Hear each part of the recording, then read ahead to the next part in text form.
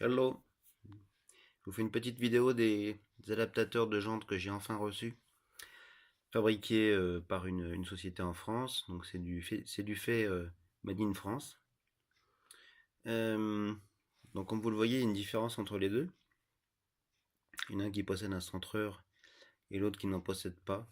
Ça c'est la conception du moyeu avant qui m'a empêché de le faire, mais je trouverai une bague d'adaptation pour la jante. Quand je l'aurai, on verra ça après. Donc comment c'est monté? Ben, c'est tout simplement monté comme ceci sur le moyeu. Ici, j'ai pas les écrous définitifs, c'est des écrous temporaires, parce que c'est un pas de vis américain, c'est pas du métrique, bien que les disques et les moyeux soient récents.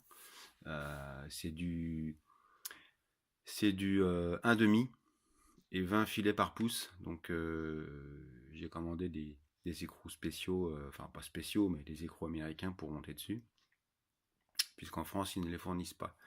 Donc l'adaptateur se monte, comme vous le voyez, tout simplement sur le moyeu. Et ici, on ressort par contre en M12. Donc là, c'est du métrique, ce qui va me permettre de monter des écrous français sur les jantes qui seront livrées. Ici, il y a 3 cm d'épaisseur qui ont été nécessaires pour pouvoir masquer les goujons d'origine qui font 3 cm. Et du coup, j'ai calculé le nouveau déport de jante en fonction de l'épaisseur supplémentaire, de manière à équilibrer les forces au niveau du moyeu central, enfin au niveau des roulements, pour éviter que la jante ressorte de trop. Donc on arrive à peu près à 2 cm du triangle, et donc avec mon simulateur de jante, il n'y a pas de souci. Donc voilà, donc ça c'est pour l'avant.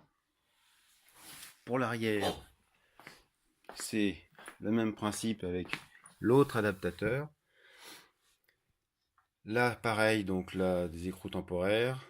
Les diamètres de goujons externes sont un M12 aussi, donc c'est pareil qu'à l'avant. Et ici, on a donc un double centrage. Centrage à l'intérieur au niveau du moyeu d'origine et un centrage pour la jante qui va arriver bientôt. Voilà. Ici, on n'est plus à 30, mais on est à 24, puisqu'en fait, c'est la longueur des goujons d'origine. Donc ça me permet d'éviter de faire des modifications sur le moyeu d'origine. C'est quand même pas génial. Voilà, et puis bah, la jante qui va se monter dessus en 17 pouces aussi, donc à l'arrière sera la même. Longue question sur le diamétrage. Le diamètre des jantes arrière, 18 à l'arrière, 17 à l'avant, pour faire un petit look sympa. Mais bon, c'est pas simple, et puis en France, malheureusement, avec nos contrôles techniques, des fois ça passe pas quand c'est pas le même diamètre d'origine.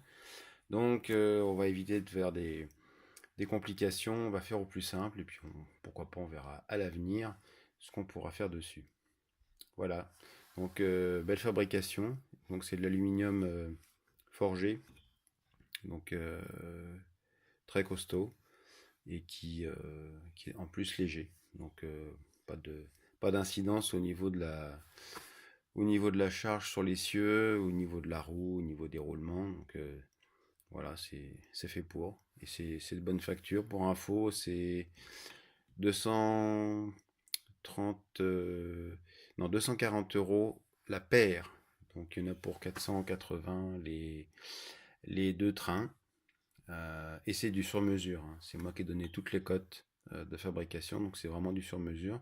L'avantage, c'est que si quelqu'un veut s'amuser à le faire sur sa Transam, ou en tout cas sur une GM avec le même Anthrax, puisque je rappelle que j'ai fait une conversion d'Anthrax, hein, du 120.65, qui est du 4 pouces 75, en 5 par 120, qui est la norme, qui est une norme européenne qui est beaucoup utilisée sur BMW, mais qui est disponible sur les distributeurs de jantes. Et du coup, bah, la société maintenant a les cotes pour la refabriquer, donc bah, n'hésitez pas si quelqu'un souhaite avoir les coordonnées de la société, il n'y a pas de souci, je pourrais vous les donner. Voilà, en tout cas c'est du bon boulot, le contact avec la boîte était sympa. Beaucoup d'échanges par mail, mais bon, en tout cas, fait photos, mesures, reconfirmation, enfin au moins une trentaine de mails d'échange avant de passer à la fabrication. Mais au moins ça s'est adapté, voyez, donc sans aucun problème, avec les bonnes cotes, tout va bien. Voilà pour la petite histoire. Ciao.